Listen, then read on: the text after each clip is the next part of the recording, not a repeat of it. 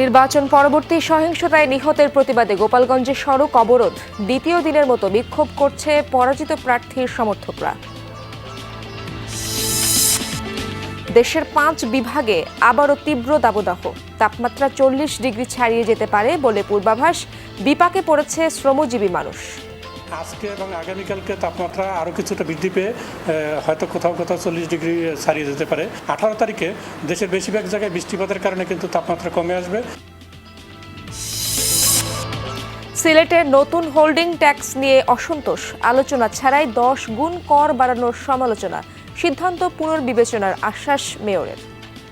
আগে দিতাম ১১০০ টাকা, কখন বর্তমানে ১০,৮০০ টাকা গিয়া সিটির দিয়েছে। এটা অযুক্তি, এটা কোনো সময় মানা যায় না।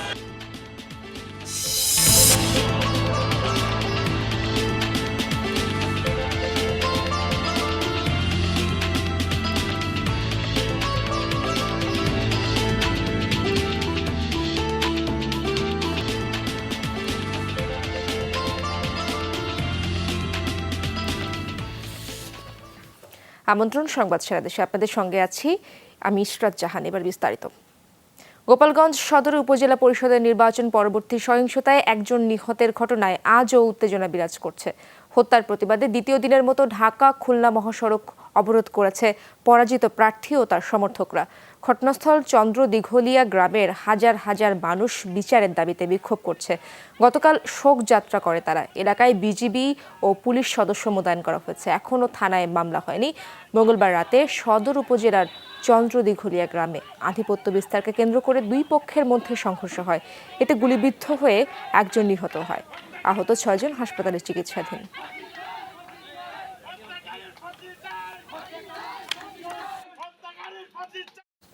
গোপালগঞ্জ সদরে উপজেলা পরিষদের নির্বাচন পরবর্তী সহিংসতায় একজন নিহতের ঘটনায় আজও উত্তেজনা বিরাজ করছে।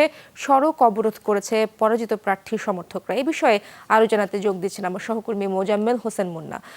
মুন্না, সড়ক অবরোধ কি এখনো আছে কিনা এবং সেখানকার সবশেষ অবস্থা কি দেখছেন আপনি? সড়ক অবরোধ এখনো চলছে, 11:30 থেকে শুরু হয়েছে। এই মুহূর্ত পর্যন্ত সড়ক অবরোধ করে সড়ক অবরোধকারীরা যারা হত্যাকারীর বিচারের দাবিতে, যারা হত্যা করেছে তাদের বিচারের দাবিতে তারা কিন্তু ঢাকা খুলনা মহাসড়কের চন্দ্রদিঘলিয়া বাজার এলাকায় তারা কিন্তু সড়ক অবরোধ করে মিছিল এবং মিটিং করছে এবং তারা হত্যাকারীদের বিচার না হওয়া পর্যন্ত তারা ঘরে ফিরে যাবে না, এমনটি তারা বলছেন। আপনি জানেন যে গত মঙ্গলবার রাতে কিন্তু আপনার নির্বাচন পরবর্তী সহিংসতায় একজন নিহতের ঘটনা নিয়ে কিন্তু গোপালগঞ্জ উত্তপ্ত হয়ে ওঠে এবং সেই ঘটনার জের ধরে কিন্তু আজও, গতকালকে যেমন লাশ নিয়ে তারা মহাসড়ক অবরোধ করেছিল, আজকেও কিন্তু তারা ঢাকা খুলনা মহাসড়ক অবরোধ করে তারা আন্দোলন সংগ্রাম করে যাচ্ছে। কিন্তু এই পর্যন্ত কিন্তু এখনো মামলা হয়নি। আমি এখানকার কিছু মুরব্বীর সাথে কথা বলেছি, তারা বলেছে আজকে সম্ভবত মামলা হবে। তবে সড়ক অবরোধ এখনো অব্যাহত রয়েছে। পুলিশ এবং বিজিবি সহ অন্যান্য বাহিনীর সদস্যরা কিন্তু তারা পাহারায় রয়েছে যাতে এলাকায় কোনো অপ্রীতিকর ঘটনা না ঘটে। ইসরাত মুন্না, আপনাকে ধন্যবাদ। মহাসড়কে ব্যাটারি চালিত রিকশা ও অটো চলাচল বন্ধে আজ থেকে উদ্যোগ নেওয়ার নির্দেশ দিয়েছিলেন সড়ক পরিবহন ও সেতুমন্ত্রী। কতটা কার্যকর হচ্ছে সেই নির্দেশনা বিস্তারিত জানাতে কুমিল্লা থেকে সরাসরি যোগ দিচ্ছেন আমার সহকর্মী খোকন চৌধুরী। খোকন, ঢাকা চট্টগ্রাম মহাসড়কে কি অবৈধ যান চলাচল বন্ধ হয়েছে কিনা আপনি কি দেখছেন এবং কি বলছে হাইওয়ে পুলিশ? সকালবেলায় আমরা আসলে সকাল থেকে মহাসড়কের বিভিন্ন প্রান্তে ঘুরে বেরিয়েছি। সকাল থেকে যেটি আমরা মহাসড়কে দেখেছি এখন পর্যন্ত কিন্তু যে 3 হুইলার কিংবা সিএনজি অটোরিকশা, ব্যাটারি চালিত ইজি বাইক, সেগুলো কিন্তু আসলে দেদারতেই চলছে। আপনারা নিশ্চয়ই দেখতে পাচ্ছেন আমি ঢাকা চট্টগ্রাম মহাসড়কের এখন কাবিলা এলাকা রয়েছে, সেখানে কিন্তু আসলে দেদারতেই এসব যানবাহন চলছে। তো আমরা এই বিষয়ে কথা বলেছিলাম যে কুমিল্লা রিজিয়নের যে হাইওয়ে পুলিশ সুপার রয়েছে তার সঙ্গে, তিনি যে বিষয়টি জানিয়েছেন যে তাদের পক্ষ থেকে তারা শুরু থেকেই তাদের যে অভিযান অব্যাহত রেখেছেন এবং প্রতিদিনই কিন্তু এসব অবৈধ সিএনজি অটোরিকশা তারা আটক করছেন মহাসড়কে চলাচলের কারণে। কিন্তু তারপরও কিন্তু আসলে বন্ধ করা যাচ্ছে না। অর্থাৎ ছোট ছোট যে লিঙ্ক সড়কগুলো রয়েছে সেই লিঙ্ক সড়ক দিয়ে কিন্তু আসলে দেদারসেই এইসব যানবাহন চলছে, ফলে যে প্রতিদিনই কিন্তু এইসব অটোরিকশা সিএনজির কারণে কিন্তু দুর্ঘটনার শিকার হচ্ছেন সাধারণ যাত্রীরা। তো সব বিষয়ে আসলে তারা যেটি বলছেন যে আসলে ঢাকা চট্টগ্রাম মহাসড়কে এইসব ছোট ছোট যানবাহনের জন্য আলাদা কোনো লেন না থাকার কারণেই কিন্তু এসব দমানো যাচ্ছে না। অর্থাৎ তারা চেষ্টা করছেন কিন্তু চেষ্টার পরও কিন্তু আসলে কোনো ধরনের ফল পাচ্ছেন না, যেহেতু এসব চলাচলের জন্য আলাদা কোনো লেন নেই, সে কারণে এসব রিক্সা বন্ধ হচ্ছে। এছাড়া এই সব ছোট ছোট যে এলাকাগুলো রয়েছে সেইগুলো থেকে কিন্তু মহাসড়ক থেকে যে স্ট্যান্ড পর্যন্ত যাওয়ার যে যানবাহন সেটিরও কিন্তু আসলে অপ্রতুল রয়েছে। সে কারণেই কিন্তু আসলে এসব যানবাহন বন্ধ করা সম্ভব হচ্ছে না বলে আসলে। তীব্র দাবদাহে অতিষ্ঠ জনজীবন। তাপপ্রবাহের কারণে ৪৮ ঘন্টার সতর্কবার্তা জারি করেছে আবহাওয়া অফিস। সকাল থেকেই রুদ্র রূপ ধারণ করে আছে সূর্য। আবহাওয়া অফিস জানায়, রাজশাহী, রংপুর, ঢাকা, খুলনা ও বরিশাল এই ৫ বিভাগের উপর দিয়ে ৩৬ থেকে ৩৮ ডিগ্রি সেলসিয়াস পর্যন্ত তাপপ্রবাহ বয়ে যেতে পারে। শুক্রবার পর্যন্ত অব্যাহত থাকবে এই হিটওয়েভ। এই গরমে সবচেয়ে বেশি বিপাকে পড়েছেন শ্রমজীবী মানুষ। জীবিকার তাগিদে তাপপ্রবাহের মাঝেও বের হতে হচ্ছে তাদের। আবহাওয়া অফিস আরও জানায়, জলীয় বাষ্পের আধিক্যের কারণে অস্বস্তিকর পরিস্থিতি অব্যাহত থাকতে পারে। পাশাপাশি তাপপ্রবাহের বিস্তার লাভেরও শঙ্কা রয়েছে। আজ কোথাও কোথাও তাপমাত্রা ৪০ ডিগ্রি ছাড়িয়ে যেতে পারে। তবে ১৮ মে থেকে দেশ জুড়ে সপ্তাহব্যাপী বৃষ্টিপাতের সম্ভাবনা রয়েছে বলেও জানানো হয়েছে। অতিরিক্ত গরমের টিকা যাচ্ছে না, খুব কষ্ট, মানে কি যাই কষ্ট। বৃষ্টি না হওয়ার কারণে আবার এই তাপমাত্রাটা বাড়ছে চুয়াডাঙ্গায়, যার জন্য আমাদের এই ক্লাস করতে খুবই সমস্যা আছে। এমন একটা অবস্থা যে সাধারণ মানুষের গাছ চামড়ায় যে লাল, গরমে যাদের অ্যালার্জি জনিত ইয়ে আছে এদের সবচেয়ে বেশি সমস্যা। আজকে এবং আগামীকালকে তাপমাত্রা আরও কিছুটা বৃদ্ধি পেয়ে হয়তো কোথাও কোথাও ৪০ ডিগ্রি ছাড়িয়ে যেতে পারে। ১৮ তারিখে দেশের বেশিরভাগ জায়গায় বৃষ্টিপাতের কারণে কিন্তু তাপমাত্রা কমে আসবে। শুধুমাত্র দেশের পশ্চিমাঞ্চলে বৃষ্টিপাতটা একটু পরের দিন থেকে শুরু হওয়ার সম্ভাবনা। দর্শক, তাপপ্রবাহের ব্যাপারে আরও খবর জানবো এই বিষয়ে জানাতে যশোর থেকে যুক্ত হচ্ছেন আমার সহকর্মী সাজেদ রহমান। সাজেদ, গরম কতটা অনুভূত হচ্ছে সেখানে এবং নগর জীবনের প্রভাব কেমন দেখছেন আপনি? ইশরাত জাহান, আপনি জানেন যে গত ১ মাস ধরে যশোরে প্রচণ্ড তাপদাহ চলছিল। এ মাসের প্রথম সপ্তাহের শেষের দিকে পরপর ২ বার বৃষ্টি হওয়ার পরে মূলত আবহাওয়াটা একটু ঠান্ডা হয়েছিল এবং মানুষের মাঝে স্বস্তি ফিরে এসেছিল। কিন্তু আবার তীব্র তাপদাহ শুরু হয়েছে। মানুষজন অতিষ্ঠ, তারা রাস্তায় বের হতে পারছে না। বিশেষ করে রাস্তায় বের হলে বা মানে মানুষের গা ঘেমে যাচ্ছে, মানুষ এতে ক্লান্ত হয়ে পড়ছে। আমরা দেখছি যে শহরের বিভিন্ন এলাকায় যারা শ্রমজীবী মানুষ তারা একটু গাছের নিচে আশ্রয় নিচ্ছে, গাছের নিচে বসে একটু বিশ্রাম করছে। আমরা কয়েকজন রিক্সা চালকের সাথে কথা বলেছি, তারা বলছেন যে আসলে তারা রিক্সা চালাতে পারছে না, তাদের অনেক কষ্ট হচ্ছে। তবে ভালো কথা এই যে যশোরের মাঠে যে বোরো ধান ছিল, কৃষকরা সে বোরো ধান ইতিমধ্যে কেটে ফেলেছে।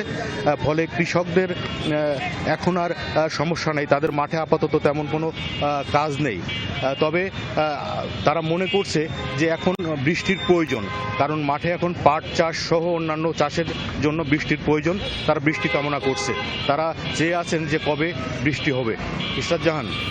সাজেদ, আপনাকে অনেক ধন্যবাদ। নতুন হোল্ডিং ট্যাক্স নিয়ে সমালোচনার মুখে সিলেট সিটি কর্পোরেশন। ১ লাফে গৃহকর বেড়েছে কয়েক গুণ। তাতে জনমনে দেখা দিয়েছে অসন্তোষ। আন্দোলনে সচেতন নগরবাসী। সিলেট নগরীর লালাদিঘি পাড়ের বাসিন্দা সেলিম আহমদ এই বাড়ির জন্য বছরে ১,০০০ টাকা দিতেন হোল্ডিং ট্যাক্স, কিন্তু এবছর নতুন নিয়মে তাকে দিতে হবে ১০,০০০ টাকা, অর্থাৎ কর বেড়েছে ১০ গুণ। ইট আনি আনি ১ বস্তা ১.৫ বস্তা সিমেন্ট আনি আনি কোনো রকমে কষ্ট করেও বাসাটা করছে। তখন তো বাসার যে ট্যাক্স আগে দিতাম ১১০০ টাকা, এখন বর্তমানে ১০,৮০০ টাকা গিয়া সিটির দিয়েছে। শুধু সেলিম নয়, সিলেট নগরীর ৭৫,০০০ বাড়ি মালিকের অবস্থা একই রকম। হুট করে এই কর বৃদ্ধিকে তারা অযৌক্তিক বলছেন। এটা অযৌক্তিক, এটা কোনো সময় মানা যায় না, কারণ প্রত্যেকের আমার নয় প্রত্যেকের দেখছি আমি অতিরিক্ত ডায়েরও যুক্তি তো ডায়ের কিলাও যুক্তি তার 9,000 অ্যাসেসমেন্টটা পাঠায় এরা বকলাম কিচ্ছু দিনে না এরা। ধার্যকৃত নতুন করকে অস্বাভাবিক উল্লেখ করে আন্দোলন নেমেছে নগরবাসী। তাদের সাথে একাত্মতা জানাচ্ছে বিভিন্ন সামাজিক ও পেশাজীবী সংগঠন। এটা গুরুতর অন্যায়, গুরুতর এটা নাগরিক সমাজের সাথে নাগরিক বৃদ্ধের সাথে তামাশা করা হয়েছে। যারা কর দিবেন, যারা অংশীজন স্টেক হোল্ডার, তাদের মতামত না নিয়ে যদি কর নির্ধারণ করা হয় থাকে এই পদ্ধতিটা অবৈধ। সাবেক মেয়রের দাবি, নাগরিক প্রতিনিধিদের সাথে আলোচনা ছাড়া এমন উদ্যোগ কোনোভাবেই গ্রহণযোগ্য নয়। যেহেতু জনগণের প্রতিনিধি, জনগণের প্রতিষ্ঠা, সেই ক্ষেত্রে ওনারা স্টেক হোল্ডারদের সঙ্গে আলোচনায় বসেন, বিষয়টা স্থগিত থেকে আলোচনায় বসেন এবং পরিষদের সঙ্গে আলোচনা করে এটা একটা সুন্দর পরিবেশের দিকে নিয়ে আসে। আলোচনার মাধ্যমে সহনীয় পর্যায়ে কর নির্ধারণের আশ্বাস সিটি মেয়রের। বিভিন্ন স্তরের মানুষের সাথে আলোচনা করছি এবং অফিসিয়ালি আগামী 3-4 দিন পর থেকে বিভিন্ন পেশাজীবী সমিতির সাথে আলাপ করব। আজকে আমরা সিদ্ধান্ত নিয়েছি যে আমাদের যে অ্যাসেসমেন্ট হয়েছে, যে আমরা 27টি ওয়ার্ডের জন্য 27টি রিভিউ বোর্ড করেছি। নাগরিক সুবিধা সৃষ্টির বদলে ভুতুরে হারে হোল্ডিং ট্যাক্স বাড়ানোর বিরোধিতা জানিয়েছে নগরবাসী। নাবিল হোসেন, যমুনা নিউজ। দ্বিতীয় ও তৃতীয় ধাপের উপজেলা পরিষদ নির্বাচনের প্রচার গণসংযোগে ব্যস্ত সময় পার করছেন প্রার্থীরা। কর্মী সমর্থকদের সাথে নিয়ে ভোটারদের দ্বারে দ্বারে যাচ্ছেন তারা। উন্নয়নের নানা প্রতিশ্রুতি দিয়ে চাইছেন ভোট। গণসংযোগ উঠান বৈঠক করে ভোট চাইছেন চেয়ারম্যান প্রার্থীরাও।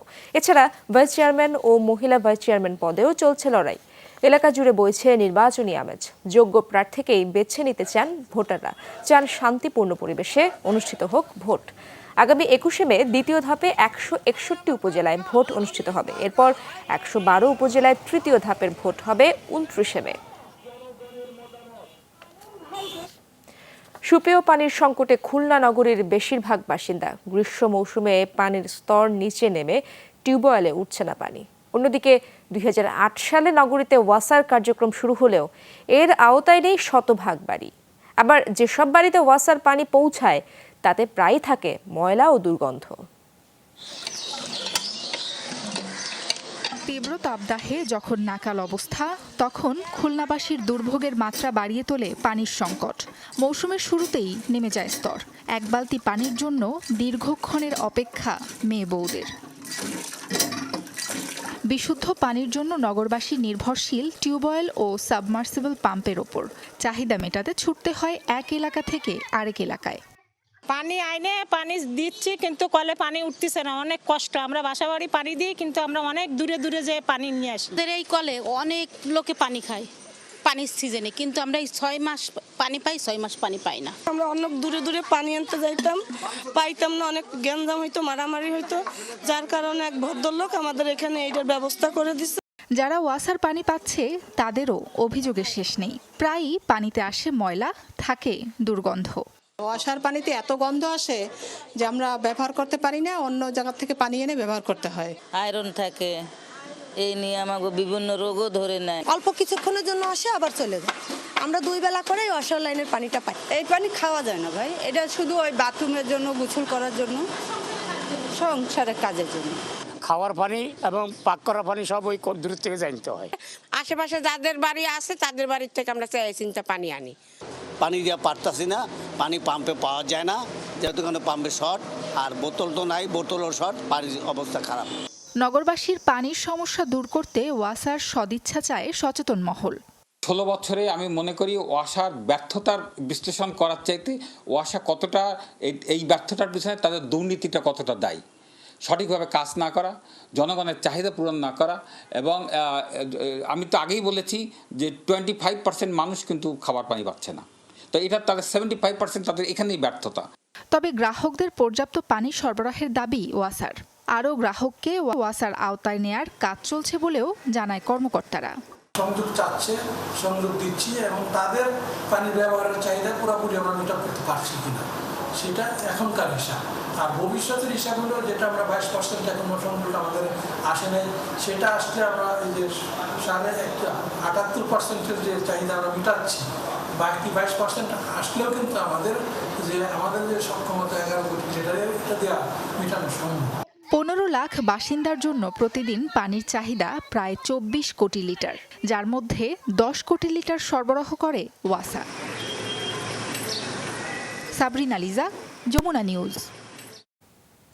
গাজীপুর মহানগরের ভোগড়া এলাকায় আগুনে পুড়ে গেছে অর্ধ শতাধিক বসতঘর ও দোকানপাট। বুধবার রাত 3টার দিকে আগুন লাগে। স্থানীয়রা জানান, কলোনির একটি চায়ের দোকানে আগুনের সূত্রপাত। মুহূর্তেই ছড়িয়ে পড়ে আশপাশের বাড়িঘরে। নিয়ন্ত্রণ করতে না পেরে এলাকাবাসী ফায়ার সার্ভিসের খবর দেয়। 5টি ইউনিটের চেষ্টায় ভোর 4টা নাগাদ আগুন নিয়ন্ত্রণে আসে। এ ঘটনায় হতাহত নেই কোনো। ফায়ার সার্ভিস জানায়, পানির সংকটের কারণে আগুন নেভাতে বেগ পেতে হয়েছে। প্রাথমিক ধারণা, বৈদ্যুতিক শর্ট সার্কিট থেকেই আগুনের সূত্রপাত।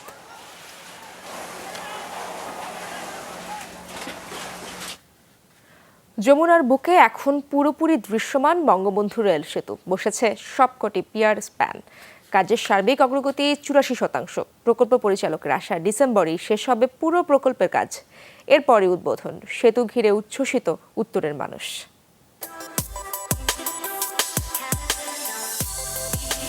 প্রমত্তা যমুনা, তার বুকে দাঁড়িয়ে বঙ্গবন্ধু রেল সেতু। পুরোপুরি দৃশ্যমান দেশের মেগা এই প্রকল্প। সেতুটি দৈর্ঘ্যে 4.8 কিলোমিটার। এরই মধ্যে 50টি পিয়ার ও 49টি স্প্যানের সবগুলো বসানো শেষ হয়েছে। শেষ ভাগে ডুয়েল গেজ ডাবল লাইন নির্মাণও। দ্রুত গতিতে এগিয়ে চলছে নদী শাসন, দুপাশের স্টেশন সহ বাকি কাজগুলো। দিনরাত ব্যস্ত দেশি বিদেশি শ্রমিকরা। সাবস্ট্রাকচারের সকল প্রকার কাজ শেষ, pier head even though super স্ট্রাকচারের সকল স্পন বসানো কমপ্লিট। এখন আমাদের জয়েনে কিছু কাজ চলতেছে, সাথে স্টেশন বিল্ডিং এবং পিছনে আরটিডব্লিউর যে কাজ, রিভার ট্রিটমেন্ট প্ল্যান্ট, এই কাজগুলো চলতেছে। রেল ট্র্যাকের ওপরে কিছু কাজ আছে যেগুলো আমরা এখন রেল ট্র্যাকে ফোকাস করছি। এই মেগা প্রকল্পের সাথে কাজ করে আমি অনেক আন্তরিকভাবে আনন্দিত।